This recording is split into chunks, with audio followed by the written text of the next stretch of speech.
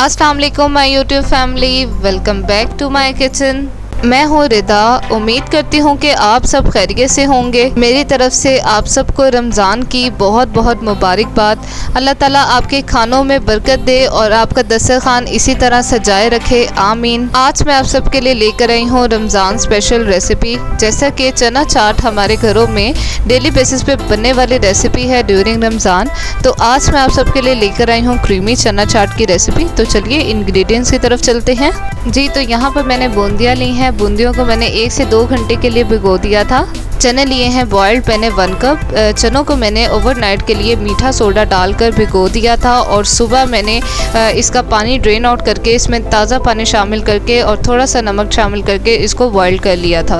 आलू लिए हैं मैंने बॉइल्ड। आलूओं को भी मैंने बॉइल करते हुए थोड़ा सा नमक शामिल किया था इनमें। 1 अदद प्याज और थोड़ी सी बंद गोभी ली है मैंने और 1 अदद टमाटर को मैंने चॉप कर लिया है। चटनियों में मैंने यहाँ पर ग्रीन चटनी और खुबानी की मीठी चटनी ली है। ये दोनों चटनियाँ मैं आपको ऑलरेडी अपने चैनल पे सिखा चुकी हूँ लड्डू पीठी वाली रेसिपी में। इसकी रेसिपी मैं ऊपर आई बटन और डिस्क्रिप्शन बॉक्स दोनों में मेंशन कर दूंगी। चाट मसाला लिया है मैंने यहाँ पर 1 टीस्पून, नमक हस्बे जायका और क्रीम ली है मैंने यहाँ पर और दही ली है तकरीबन 1 पाव। तो चलिए रेसिपी को स्टार्ट करते हैं जी। तो दही में मैं क्रीम शामिल कर दूंगी। तकरीबन 1 चम्मच फुल भर के मैं इसमें क्रीम शामिल करूंगी क्योंकि 1 पाव के करीब मैंने दही ली है। ऑलमोस्ट हाफ कप के जितनी ये क्रीम है और इसको अच्छे से मिक्स कर लें। आप इसको विस्क की मदद से मिक्स कर लें अच्छे से। विस्क से ज़रा ज़्यादा अच्छे से मिक्स हो जाता है।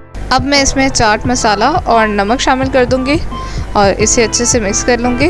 इस रमज़ान में आपके साथ बहुत ही मज़ेदार रेसिपीज शेयर करने वाली हूँ। चैनल को सब्सक्राइब नहीं किया है तो चैनल को सब्सक्राइब कर दें ताकि इसी तरह की मज़ेदार रेसिपीज आप तक बआसानी पहुँच सके जी। तो अब इन सबको करते हैं असेंबल। एक बाउल में चने शामिल कर दें, उबले हुए आलू, बूंदियाँ शामिल कर दें इसमें और साथ ही इसके बारीक कटी बंद गोभी, प्याज और टमाटर शामिल कर दें और इनको अच्छे से मिक्स कर लें। रेसिपी अच्छी लगी है तो रेसिपी को लाइक कर दें जी। तो सबसे एंड में इसमें दही शामिल करेंगे। चाट मसाला और नमक मैंने दही में ही शामिल कर लिया था। इस तरह स्पाइसेस दही बल्लों में अच्छे से मिक्स हो जाते हैं। अब इन्हें अच्छे से मिक्स कर लूँगी मैं जी। तो बारी है अब गार्निशिंग की। इसे मैं थोड़ी सी प्याज और बंद गोभी के साथ गार्निश कर रही हूँ और सबसे एंड पे इस पे जाएंगी चटनियाँ। ये है खुबानी और इमली की चटनी। इसकी रेसिपी मैं ऑलरेडी अपने चैनल पे सिखा चुकी हूँ लड्डू पीठी वाली रेसिपी में। इसकी रेसिपी मैं ऊपर आई बटन और डिस्क्रिप्शन बॉक्स दोनों जगह पे मेंशन कर दूंगी। लड्डू पीठी की मैंने कंप्लीट और बिल्कुल ऑथेंटिक रेसिपी आपके साथ शेयर कर दी हुई है। अगर आपने नहीं ट्राई किया है तो लाजमी ट्राई कीजिएगा।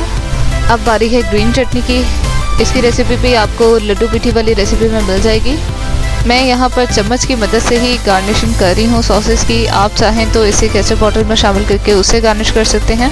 ऊपर से इसके चाट मसाला स्प्रिंकल कर दें, इससे बहुत अच्छी लुक आएगी। इसकी इतनी खूबसूरती से मुझे तसल्ली नहीं हुई तो इसकी मज़ीद खूबसूरती बढ़ाने के लिए इसमें मैंने हरी मिर्चें शामिल कर दी हैं। अगर आपके पास पापड़ी मौजूद है तो इस पर पापड़ी भी शामिल कर दें।